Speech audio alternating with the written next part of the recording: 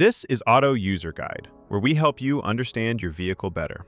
Today, we are covering all information related to major engine services for the Mercedes-Benz C-Class 2019 to 2021 models. Service intervals. Engine oil needs to be changed every 7,500 to 10,000 miles, which comes out to around 12,000 to 16,000 kilometers. If you drive in tough conditions or put a lot of load on your engine, sticking to the lower end of that range is the better call. Engine coolant has a much longer life. First replacement comes at around 100,000 miles.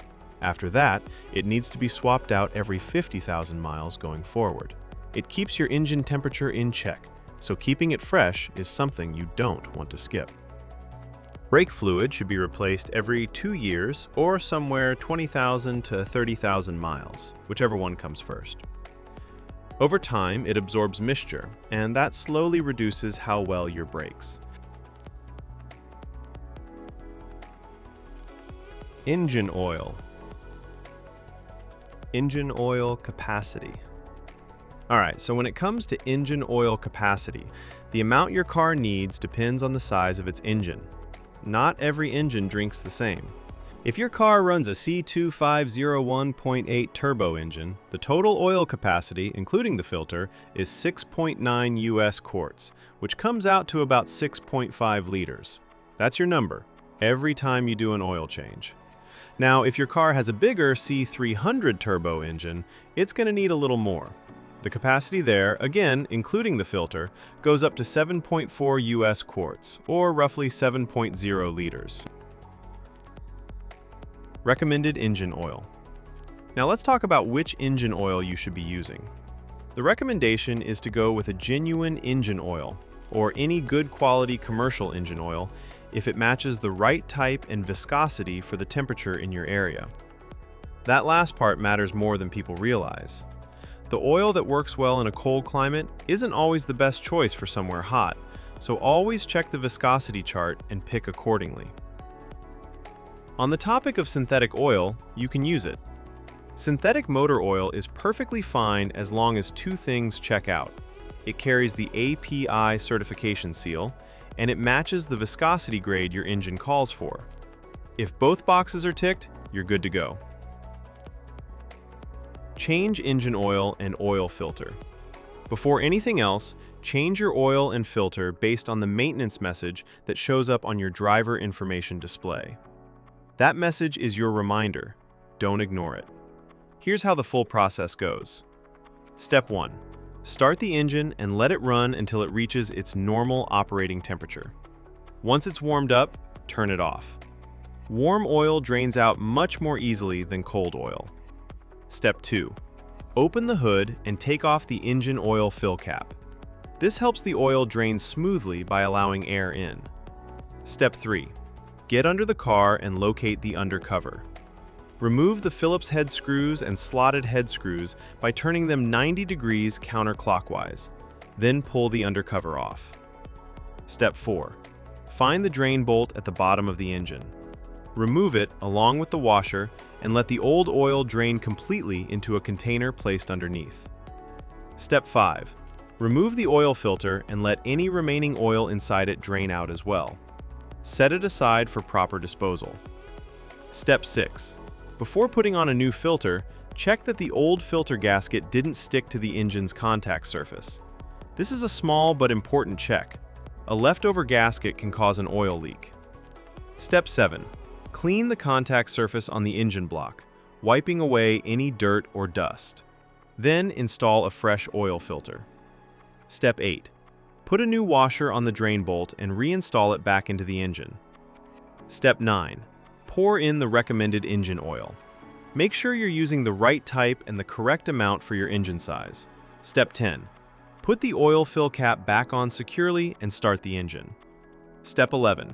Let the engine run for a few minutes, then get underneath and check around the drain bolt and oil filter for any leaks. If you see drips, shut the engine off and address it before going further. Step 12. Turn the engine off and wait for about 3 minutes. This gives the oil time to settle. Then pull out the dipstick and check that the oil level is right where it should be. reset the gauge. After you've changed the engine oil, there's one more thing you need to do: reset the oil life gauge. If you skip this step, the car won't know the oil has been changed and will keep showing you an inaccurate reading. Here's how to do it on your car. First, make sure the ignition is on. You don't need to start the engine, just press the start button without pressing the brake pedal so the system powers up. Next, go to your driver information display and navigate to the vehicle information menu. You'll find an option that shows your current oil life percentage. Once you're on that screen, press and hold the selection button, usually the one on your steering wheel, for about 10 seconds. The oil life indicator will start to blink, which means it's ready to be reset. While it's blinking, press and hold the button again. The display will reset back to 100%, confirming that the system now recognizes the fresh oil. Once you see 100% on the screen, you're done. The gauge has been successfully reset. After that, go ahead and start the engine normally. Let it run for a moment and confirm that no warning lights related to the oil are showing up on the dashboard. Now we're moving on to coolant and fluid specifications. Keeping your coolant at the right level is just as important as your engine oil. It keeps your engine from overheating and running into serious problems. Engine coolant, radiator. Before you touch anything, make sure both the engine and the radiator are completely cool. Never open the radiator cap on a hot engine. The pressure inside can cause boiling coolant to spray out and burn you. Once everything is cool, place your hand on the radiator cap and turn it just 1/8 of a turn counterclockwise. This releases any built-up pressure inside the cooling system. Give it a moment to settle. Now push the cap down and continue turning it counterclockwise to fully remove it. Look inside and check the coolant level. It should be right up to the base of the filler neck. If it's sitting lower than that, go ahead and top it up with the correct coolant. Once the level is good, place the radiator cap back on and tighten it fully. Make sure it's secure before you close the hood. Engine coolant, reserve tank. Again, before checking anything, make sure the engine and radiator have cooled down completely. Now locate the reserve tank. It's a small, translucent container usually sitting near the radiator.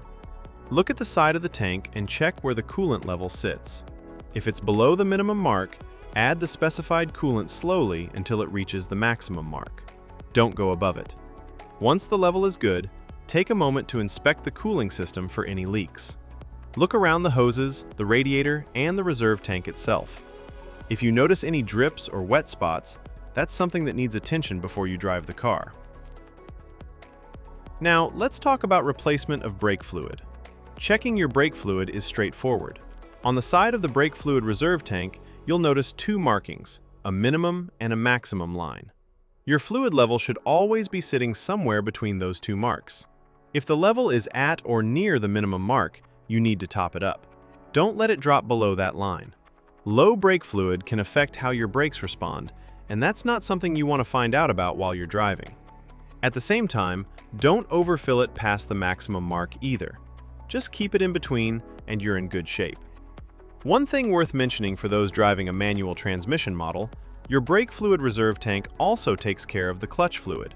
It's the same tank serving both systems. So, as long as you're keeping the brake fluid level between the minimum and maximum marks like we just discussed, you don't need to check the clutch fluid separately. It's already covered. Tire rotation schedule. Tire rotation is one of those maintenance steps that people often overlook, but it makes a real difference in how long your tires last. Generally, you should be rotating your tires every 5,000 to 10,000 kilometers. If your vehicle manufacturer recommends a different interval, go with that instead. Tires without rotation marks. The diagram on screen shows the rotation pattern for tires without rotation marks. These are also called non-directional tires. Because they don't have a fixed direction of rotation, you have more flexibility in how you rotate them. In this pattern, the front left tire moves straight back to the rear left position, and the front right tire moves straight back to the rear right position. Then, at the next rotation interval, the rear tires cross over, the rear left moves to the front right, and the rear right moves to the front left. This cross-rotation method spreads the wear more evenly across all 4 tires, which helps them last longer overall. Tires with rotation marks. The diagram on screen now shows the pattern for tires with rotation marks, commonly known as directional tires. You'll notice an arrow on the sidewall of these tires, and that arrow tells you which direction the tire is meant to spin. It only works one way. Because of that, you can't cross these tires from one side of the vehicle to the other. The rotation here is simpler. Tires just swap between front and rear on the same side. The front left goes to the rear left comes up to the front left, and the exact same thing happens on the right side. It's a straightforward swap, just without the crossing over that you do with non-directional tires. Now let's talk about the fuel tank capacity. Your fuel tank holds a total of 17.4 US gallons, which is equal to 66 liters. Thanks for watching this video. I really hope it helped you understand things a little better. If you found it useful, give it a like. And if you haven't subscribed yet, hit that subscribe button so you don't miss the next one. Drop your thoughts or questions in the comments below. I'd love to hear from you. It genuinely means a lot.